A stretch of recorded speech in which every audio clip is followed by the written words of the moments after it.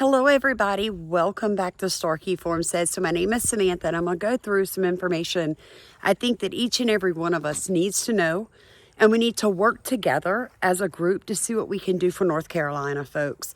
There are 557,000 people without stable housing right now in North Carolina. Now, we had our first freeze last night down here in southeast Louisiana. It dropped down to 27, and it's cold. I can't imagine having to have slept in a tent last night. Now, I brought a story to you 2 days ago, and I asked you, is this real or is it not? About the 18-month-old baby they said had froze to death in North Carolina. As far as I can find, that story is false. But folks, the point of this video is that is going to become true very soon. Very, very soon. We're going to hear about families that died of ventilation problems with generators. Or we're going to hear that somebody died, of breathing in like carbon monoxide in the tent or the camp that they're in, trying to keep it warm enough for their families. We're going to hear about fires. Somebody's going to have set a fire too close to the tent that they're sleeping in with their family, and it's going to burn them. We're going to hear about a whole family that didn't wake up because they froze to death sleeping in a tent in below freezing temperatures. Guys, this is reality. For 557,000 Americans right now, while you and I are finishing up eating leftovers the next couple of days, thinking about going back to work next week, there are American families who have nowhere to use the restroom, who are having to spend $135 a day to rent a porta potty so that their family has somewhere to use the restroom. Asheville has no fresh water. How do I know all this? By this. Wednesday, November 27th, I am in Raleigh, North Carolina, here at the Governor's Mansion. He's getting his lawn well maintained and groomed, and I'm sure he's in there waiting to accept his guests for Thanksgiving with a warm meal in their belly and a warm house to reside. Well, over 577,000 North Carolinians are homeless from Hurricane Helene. 126,000 houses have been wiped from the face of the earth, and this governor has done nothing to help his people. He can't account for $2.2 billion that was given to him from FEMA. The other day, he went to Washington, D.C. and had dinner with the president begging for another $25 million. Well, we need $4.4 million for emergency shipping container housing shipped to West North Carolina. Survivors who are living in tents on contaminated ground with no heat, with parents and children. And now we had to talk about the Red Cross. So many people give charitable donations to the Red Cross every single year. Your business does. If you don't, your company you work for does. And here's the problem with that.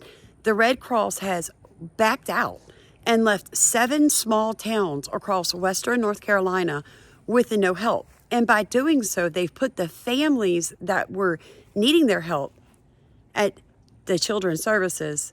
Their kids are up for grabs, folks. They have nowhere to put their children to keep them warm. And so what does Child Protective Services do? Come in and take their babies. Ding, you got it right. And that would be Burnsville. Does everybody hear that? The Red Cross, all those dollars that they get from people across the U.S. because people believe the Red Cross is there to stay and to help people in disasters. Now you know. 7 different small towns. None of them have the economic resources that Asheville does. None of them have the notoriety that Asheville does. Where is the Red Cross? They're in Asheville and they're in Brevard and Swannanoa. So the question is which one is next? If you work for a company and you are donating to the Red Cross, if you work with a community organization and you are donating to the Red Cross, it might be time to reassess who are the best recipients of your charitable dollars. Do you really want to support the organization that leaves hundreds of people without shelter? All the families in those shelters are now subject to DSS and their children being removed because they have no shelter. When 5 weeks ago, they were living very happily in their homes and life was good. A lot of people have been asking me, then who do we donate to? Folks, donate to the local churches, okay? So you can get on Facebook. You can just Google it. Google an area in North Carolina and look at the local churches and then find the phone numbers and call them. Ask them, what can you do? What do they need? At this point, my biggest concern is, are the tents that are being donated, are they winter tents? Because there is a difference. Some tents are rated for below freezing temperatures, but most are not.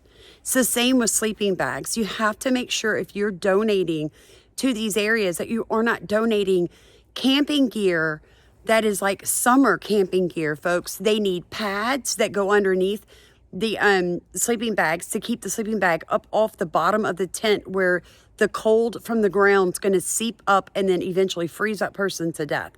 They need tent covers that will help keep snow and freezing ice from freezing to the exterior of the tent wall, which will then make the temperature inside drastically drop. What these people are dealing with is true cold, and the camping gear that they need needs to be rated for freeze. So if you've been donating or you are going to donate, please keep that in mind. You could save someone's life by spending a little bit of extra money and getting sleeping bags that have liners in them or wool in them that will keep somebody's temperature, body temperature, warm enough to survive below freezing temperatures at night.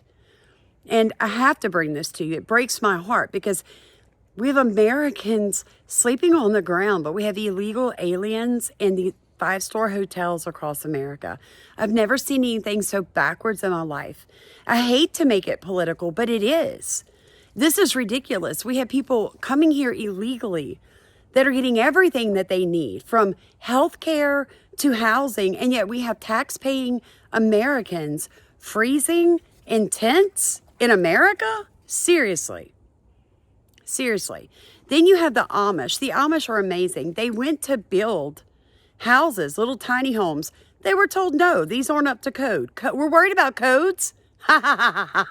That is the most asinine thing I think I've heard all day. We're worried about codes. We have people who have nowhere to take a crap, but we're worried about codes. Really? Really? This is what we're going to do with that? I have one more clip. This is from a local news organization that went and spoke to people. It is truly heartbreaking, but you have to see it for your own eyes because there's as much misinformation coming out as there is ignorance about what's going on there. And we have to get to the truth because, folks, none of us trust FEMA right now. No, nobody does. I've lived through so many storms in Southeast Louisiana, and FEMA is such a joke. But this is what we have right now. And until we have better president in the office, thank you, God, this is what we're going to have to deal with until January. So I need you guys to pray. I need you guys to watch this video. I need you to share it because the truth has to come out of what people in North Carolina are living in and living without. Remember that as you prepare to go back to work, somebody out there is so much less fortunate than you right now. Love you guys. Have a blessed day. And here's that last clip. Get down here on the ground and see it for yourself. It's hard to believe just how devastated this area still is. In Asheville, they still don't have drinkable water. In towns like Swannanoa, where we are, it's just still a total mess. 100,000 people, that's just the estimate, either had very badly damaged or destroyed homes. And we found coming here that many of them still have nowhere to go. Driving around the outskirts of Asheville, it's hard to decide where to even begin. There's just so much hurricane damage, literally everywhere you look.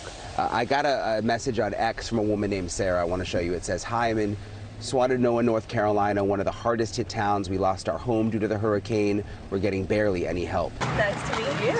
I met Sarah outside the trailer she's living in with her husband, 2 kids, 2 cats, and 2 dogs. Like almost everyone here, their home was destroyed and condemned, and they also lost their cars and their jobs. Everybody that I've talked to says they're getting no help. Their trailer was donated by a volunteer, not FEMA, and they have to pay for their own porta potty. I had to rent this so that we would even be able to use the bathroom. So you have to pay for that yourself? Yes. Yeah, it's $130 a month to to rent one. Sarah's one hope was U.S. Small Business Administration disaster loan. But then she got this voicemail. This is a call from the U.S. Small Business Administration about your SBA disaster loan application. Due to a lapse in congressional funds, new loan offers will be delayed until Congress provides additional funding for the disaster loan program. We understand how frustrating this delay is. What did you think when you heard that? You know, it's been, we already have it so rough, and to not be able to get the financial and, you know, help that we need it's really awful. Some just down the road have it even more awful, living in tents and small RVs with no power as winter approaches and temperatures now dip into the 30s. There's times we don't get fresh meat because there's no way to keep it cold. Because you got to choose between heating the house with a generator, especially the ones who have kids, and keeping the food cold. Wintertime's coming. These folks cannot be forgot about. Just because you don't see this on TV, it don't just go away. This is not going to go away for a long time. We got to get those folks out of those tents and in those FEMA campers. How's it going to happen? A lot of the locals I've spoken to are particularly upset about a FEMA compound they say is much nicer than the donated trailers that they are staying in. It's hard to see, but this right here, I'm going to slow down, is the entrance to the compound. There's a lot of security. The public can't go in. We drove up onto a hill behind the compound for a better view, and you see how massive it is. A sea of government trailers. It's so organized and secure, so different from how the people we met are living here. FEMA's not connecting with the county's not connecting with the state, and you got this big rat race. Volunteers like combat veteran Robbie Ammons say housing is the biggest issue, and red tape. Families left in tents and RVs because of the permitting process, he says. Next week, temperatures are going to start getting in the 30s at night. We're afraid of more hypothermia, folks that are living in the mountains, and there's probably going to be more bodies laying around if we don't start getting these people in some level of temporary housing. The cold really is the big concern here, Elizabeth. That woman in the piece who played the voicemail, we reached out. She was trying to get that disaster loan. We reached out to the SBA. They said they did run out of money on October 15th. They're trying to work with Congress to get more funding. Her situation is desperate. She has to bundle her little kids up to take them out to that porta potty when they have to use the bathroom in the middle of the night. And she was offered some rental assistance from FEMA, but she says there's nowhere to rent. Everything is destroyed, or the few places are too expensive, or they won't take a bunch of kids and dogs and cats and the animals she has, and she doesn't want to move 2 hours away. So it's a real mess out here.